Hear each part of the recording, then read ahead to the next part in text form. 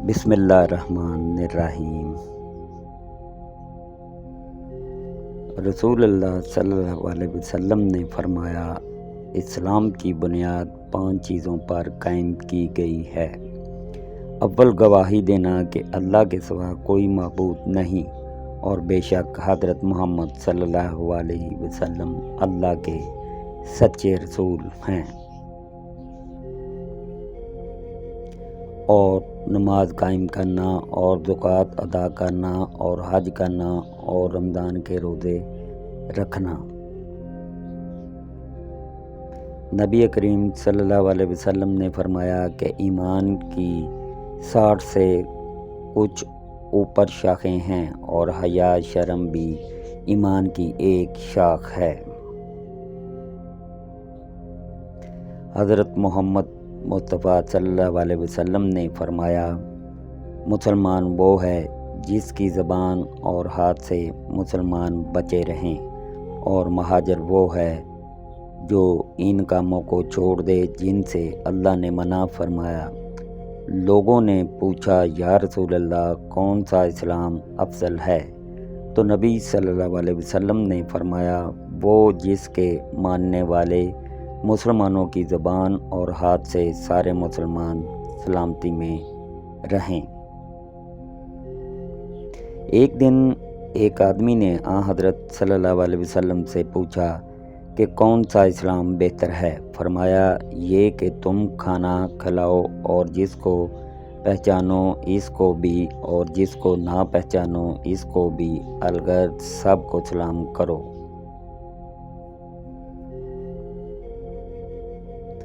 حضرت صلی اللہ علیہ وسلم نے فرمایا، تم میں سے کوئی شخص ایماندار نہ ہوگا جب تک اپنے بھائی کے لیے وہ نہ چاہے جو اپنے نفس کے لیے چاہتا ہے۔ رسول کریم صلی اللہ علیہ وسلم نے فرمایا، قسم ہے اس ذات کی جس کے ہاتھ میں میری جان ہے، تم میں سے کوئی بھی ایماندار نہ ہوگا جب تک میں اس کے والد اور اولاد سے بھی زیادہ اس کا محبوب نہ بن جاؤں۔ حضرت صلی اللہ علیہ وسلم نے فرمایا، تم میں سے کوئی شخص ایماندار نہ ہوگا جب تک اس کے والد اور اس کی اولاد اور تمام لوگوں سے زیادہ اس کے دل میں میری محبت نہ ہو جائے۔ نبی کریم صلی اللہ علیہ وسلم نے فرمایا، 3 خصلتیں ایسی ہیں کہ جس میں یہ پیدا ہو جائے اس نے ایمان کی مٹھاس کو پا لیا۔ اول یہ کہ اللہ اور اس کا رسول اس کے نزدیک سب سے زیادہ محبوب بن جائے۔ دوسرے یہ کہ وہ کسی انسان سے محض اللہ کی رضا کے لیے محبت رکھے۔ تیسرا یہ کہ وہ کفر میں واپس لوٹنے کو ایسا برا جانے جیسا کہ آگ میں ڈالے جانے کو۔ حضور اکرم صلی اللہ علیہ وسلم نے فرمایا، انسان سے محبت رکھنا ایمان کی نشانی ہے اور انسان سے کینہ رکھنا نفاق کی نشانی ہے۔ رسول اللہ صلی اللہ علیہ وسلم نے اس وقت جب آپ کے گرد صحابہ کی ایک جماعت بیٹھی ہوئی تھی فرمایا کہ مجھ سے بیعت کرو اس بات پر کہ اللہ کے ساتھ کسی کو شریک نہ کرو گے، چوری نہ کرو گے، زنا نہ کرو گے، اپنی اولاد کو قتل نہ کرو گے، اور نہ عمرن کسی پر کوئی ناحق بہتان باندھو گے، اور کسی بھی اچھی بات میں خدا کی نافرمانی نہ کرو گے۔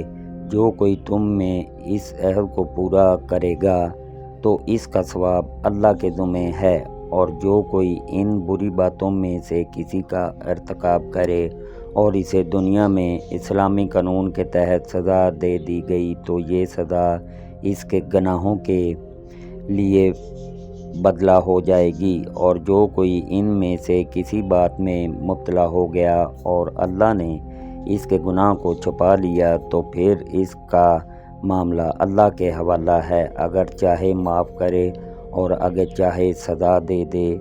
عبادہ کہتے ہیں کہ پھر ہم سب ان سب باتوں پر آپ صلی اللہ علیہ وسلم سے بیعت کر لی۔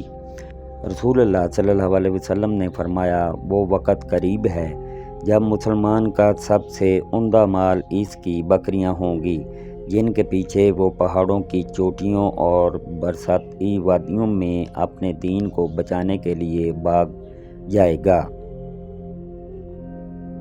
رسول اللہ صلی اللہ علیہ وسلم لوگوں کو کسی کام کا حکم دیتے تو وہ ایسا ہی کام ہوتا جس کے کرنے کی لوگوں میں طاقت ہوتی۔ اس پر صحابہ رضی اللہ عنہ نے عرض کیا کہ یا رسول اللہ، ہم لوگ تو آپ جیسے نہیں ہیں، آپ تو معصوم ہیں اور آپ کی اللہ پاک نے اگلی پچھلی سب لغزشیں معاف فرما دی ہیں، اس لیے ہمیں اپنے سے کچھ زیادہ عبادت کرنے کا حکم فرمائیے۔ یہ سن کر آپ ناراض ہوئے، حتیٰ کہ خفگی آپ کے چہرہ مبارک سے ظاہر ہونے لگی۔ پھر فرمایا کہ بے شک میں تم سب سے زیادہ اللہ سے ڈرتا ہوں اور تم سب سے زیادہ اسے جانتا ہوں، پس تم مجھ سے بڑھ کر عبادت نہیں کر سکتے۔